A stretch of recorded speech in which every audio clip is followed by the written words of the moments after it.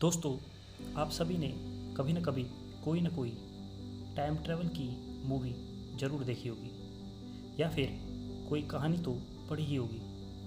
तो उस समय आपके दिमाग में एक बात ज़रूर आई होगी कि काश यह संभव होता, हम भी अपने समय में पीछे जाकर अपनी पुरानी गलतियों को सुधार पाते तथा भविष्य में समय यात्रा करके अपने भविष्य को जान पाते। लेकिन दोस्तों, क्या यह संभव है? नमस्कार दोस्तों, मैं हूं गौरव। आज हम बात करने वाले हैं ट्रैवल के बारे में। तो दोस्तों, क्या किसी तरह समय में यात्रा की जा सकती है? वैसे तो हम सभी समय यात्रा कर रहे हैं तथा हम सभी 1 घंटा प्रति घंटा की गति से अपने भविष्य में यात्रा कर रहे हैं। इसका मतलब हम भविष्य में 1 घंटा आगे जाने के लिए 1 घंटा समय का ही उपयोग करते हैं। लेकिन क्या हम एक ही घंटे में 1000 साल तक की यात्रा कर सकते हैं? क्या यह वैज्ञानिक दृष्टिकोण से संभव है? तो दोस्तों, उत्तर होगा हाँ। अब आप लोग कहेंगे यह कैसे संभव है? तो दोस्तों, वैसे तो टाइम ट्रैवल की बहुत सारी थ्योरीज हैं, लेकिन यहाँ हम सिर्फ एक ही थ्योरी की बात करेंगे। दोस्तों, टाइम ट्रैवल की कल्पना तब स्टार्ट हुई जब अल्बर्ट आइंस्टीन ने थ्योरी ऑफ रिलेटिविटी यानी कि सापेक्षता का सिद्धांत प्रकाशित किया।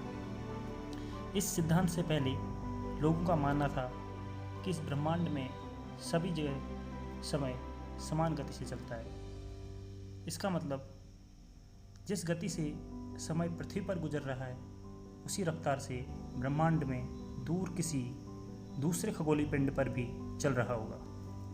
लेकिन अल्बर्ट आइंस्टीन ने इस अवधारणा को पूरी तरह बदल दिया। दोस्तों, अल्बर्ट आइंस्टीन के अनुसार टाइम तथा स्पेस यानी कि समय तथा अंतरिक्ष एक दूसरे से जुड़े हुए हैं, जिसे स्पेस टाइम भी कहते हैं। समय 4th डायमेंशन अर्थात चौथा आयाम है। समय की गति को तेज अथवा धीमा किया जा सकता है। अब हम इसे इस प्रकार समझ सकते हैं कि ब्रह्मांड में समय एक बहती हुई नदी की तरह चलता है। जिस प्रकार नदी के पानी की गति कहीं पर धीमी तथा कहीं तेज होती है, उसी प्रकार समय की गति भी ब्रह्मांड में अलग अलग जगह पर अलग अलग होती है। आइंस्टीन के थ्योरी ऑफ रिलेटिविटी में दिए हुए स्पेस एंड टाइम की इक्वेशन से ही टाइम ट्रैवल संभव है। इस इक्वेशन के अनुसार इस ब्रह्मांड में किसी भी वस्तु की गति जितनी तेज होगी उसके लिए टाइम उतना ही धीमा होगा तथा उस वस्तु की गति जितनी धीमी होती जाएगी उसके लिए टाइम उतना ही तेज होता जाएगा। दोस्तों, जब आप किसी तेज रफ्तार वाली ट्रेन अथवा हवाई जहाज़ में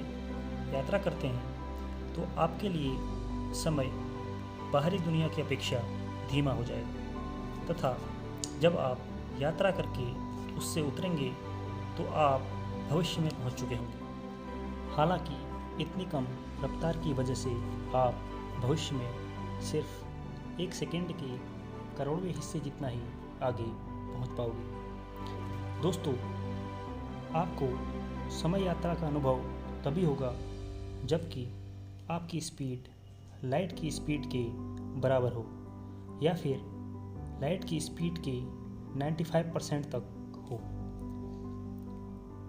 बिग बैंग थ्योरी और ब्लैक होल जैसी अवधारणा को समझाने वाले साइंटिस्ट स्टीफन हॉकिंग ने समय यात्रा के लिए एक ऐसी ट्रेन की कल्पना की जो पृथ्वी के चारों ओर लाइट की स्पीड से चले। तो उस समय ट्रेन के अंदर बैठे व्यक्ति के लिए समय धीमा हो जाएगा, इतना धीमा कि ट्रेन का एक पल बाहरी दुनिया के महीनों के बराबर होगा।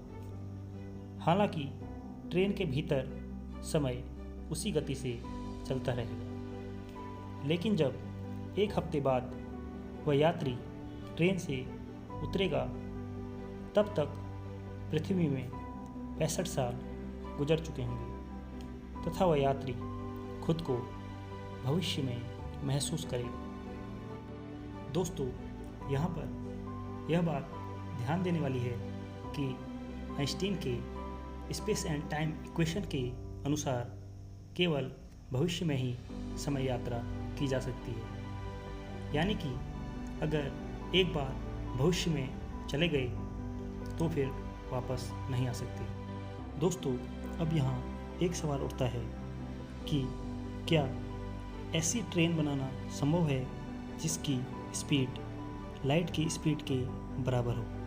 तो दोस्तों, आपको क्या लगता है? कमेंट सेक्शन में ज़रूर बताएं।